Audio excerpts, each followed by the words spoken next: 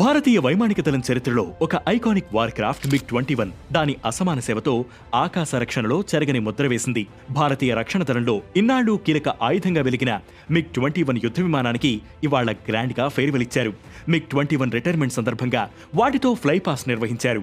గతంలో ఎన్నడూ చూడని రీతిలో డాగ్ ఫైట్స్ నిర్వహించారు. రక్షణ మంత్రి రాజ్నాథ్ సింగ్ సమక్షంలో ఫేర్వెల్ కార్యక్రమాన్ని నిర్వహించారు. 1961లో సోవియట్ కు చెందిన MiG-21 విమానాలను IAF కొనుగోలు చేసింది. అప్పట్లో ఇది third generation fighter jet. British English electric lightning, US F-104 star fighter కు బదులుగా భారతీయ రక్షణ దళం MiG-21 విమానాలకు ప్రాధాన్యత ఇచ్చింది. ఆ తర్వాత 4 దశాబ్దాల పాటు యుద్ధ విమానాల దళంలో IAF కు వెన్నెముకగా MiG-21 నిలిచింది.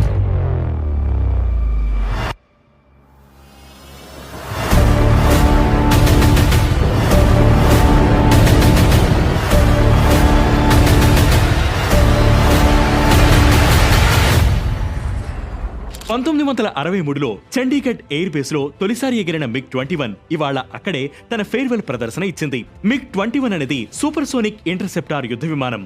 దీన్ని ఫ్లయింగ్ డాగర్ అని పిలవడం దీని సామర్థ్యానికి నిదర్శనం. ఇవి సింపుల్ గా రగ్గడ్ డిజైన్ తో ఉంటాయి. డెల్టా వింగ్స్ తో కూడిన ఈ విమానం మాక్ 2 వరకు వేగం చేరుకోగలదు. అంటే ధ్వని కంటే 2 రెట్లు ఎక్కువ వేగంతో వెళ్లగలదు. ఈ విమానాలకు టంబోజెట్ ఆఫ్టర్ బర్నర్ ఇంజిన్ ఉంటుంది. ఫ్యూయల్ కెపాసిటీ 2350 కేజీలు. ఫ్యూయల్ ట్యాంక్ నింపితే 1300 కిలోమీటర్లు వెళ్లగలదు. ఇది మల్టీరోల్ ఫైటర్ గా ఉంటుంది. MiG-21 భారత వైమానిక దళంలో అనేక విజయాలను తన ఖాతాలో వేసుకుంది.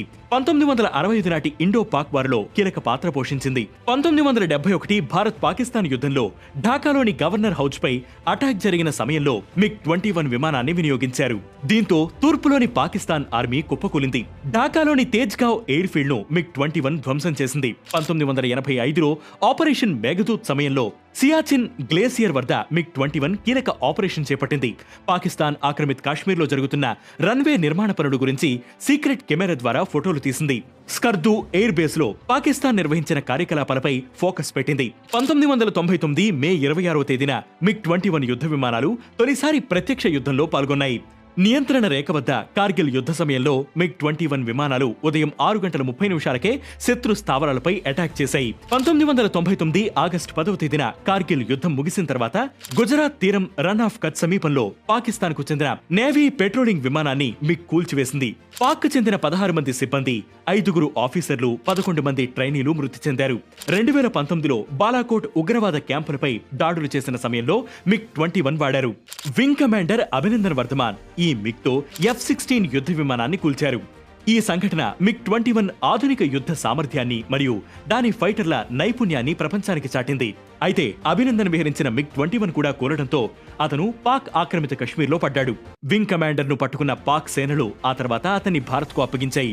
MiG-21 బైసర్ వెర్షన్ భారతదేశ స్వదేశీ ఆధునీకరణ ప్రయత్నాలకు ఒక ఉదాహరణ. హిందుస్థాన్ ఏరోనాటిక్స్ లిమిటెడ్ ద్వారా అప్గ్రేడ్ చేయబడిన ఈ జెట్లు ఆధునిక రాడార్లు, మిసైల్ సిస్టమ్స్, ఎలక్ట్రానిక్ వార్ఫేర్ సామర్థ్యంతో సమకాలీన యుద్ధ అవసరాలను తీర్చాయి. ఇది భారతదేశ రక్షణ స్వావలంబనకు ఒక మైలురాయి. MiG-21 భారత వైమానిక దళంలో అనేక తరాల పైలట్లకు శిక్షణ విమానంగా సేవలందించింది. దీని సరళమైన డిజైన్, శక్తివంతమైన పనితీరు యుద్ధ పైలట్లను సూపర్ సోనిక్ యుద్ధ విమానాలను నడపడానికి సిద్ధం చేసింది. 6 దశాబ్దాలకు పైగా సేవలందించిన MiG-21 భారత వైమానిక దళంలో అత్యధిక కాలం సేవలందించిన యుద్ధ విమానంగా రికార్డు సృష్టించింది. ఈ రోజు MiG-21 రిటైర్ అయినప్పటికీ దాని గొప్పతనం భారత వైమానిక చరిత్రలో ఎప్పటికీ ప్రతిధ్వనిస్తుంది. స్వదేశీ తేజస్ MK-1A వంటి కొత్త జట్లు ఈ వారసత్వాన్ని ముందుకు తీసుకువెళ్తాయి. కానీ MiG-21 స్థానం ఎప్పటికీ అనన్యమైనది.